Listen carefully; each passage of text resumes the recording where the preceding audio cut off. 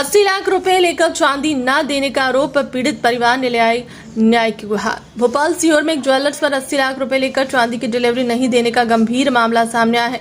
पीड़िता कृष्णाबाई और उनके पुत्र श्रीराम तंवर ने बताया कि 23 जनवरी 2026 को उन्होंने 99.99% शुद्धता वाली 25 किलो चांदी खरीदने के लिए अंबाजी ज्वेलर्स को करीब 80 लाख रुपए आरटीजीएस के माध्यम से भुगतान किए थे। पीड़ितों के अनुसार ज्वेलर्स द्वारा 7 दिन के भीतर चांदी उपलब्ध कराने का वादा किया गया था, लेकिन 4 महीने बीत जाने के बाद भी उन्हें ना तो चांदी मिली और ना ही उनकी राशि वापस की गई। मां बेटी का कहना है कि वे पिछले कई महीनों से न्याय के लिए विभिन्न कार्यालयों और अधिकारियों की चक्कर लगा रहे हैं, लेकिन अभी तक कोई ठोस कार्रवाई नहीं हुई। उन्होंने ज्वेलर्स संचालक अनुज रावत पर डराने धमकाने के भी आरोप लगाए। पीड़ित परिवार का दावा है कि उन्हें स्पष्ट रूप से कहा गया है ना तो पैसा लौटाया जाएगा और ना ही चांदी दी जाएगी। मेरा नाम श्रीराम तंवर है, मैं सीहोर का रहने वाला हूं।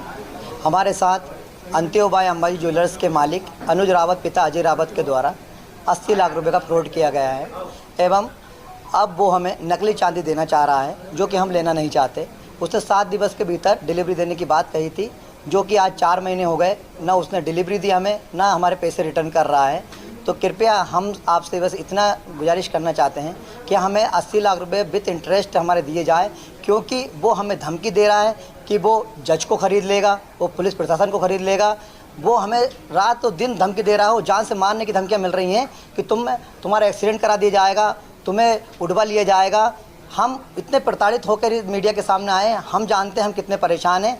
कृपया मेरे पापा को भी देखा जाए, क्योंकि वो पैरालिसिस के मरीज हैं और हार्ट का भी उनका इलाज चल रहा है। कृपया हमारा कार्य किया जाए और जो लोग जो रिश्वत देते हैं ऐसे लोगों पर सख्त कार्रवाई की जाए और एफआईआर दर्ज करके उस पर 420 का मुकदमा दायर किया जाए। जो ज्वेलर सही है जी, ये आपको किन बातों को लेकर धमकियाँ देता है और क्यों आपकी चांदी नहीं होता? वो हमें धमकी देता है कि अगर तुम ऊपर गए, ऊपर कंप्लेंट किया आपने कहीं भी, तो आपको उड़वा लिया जाएगा।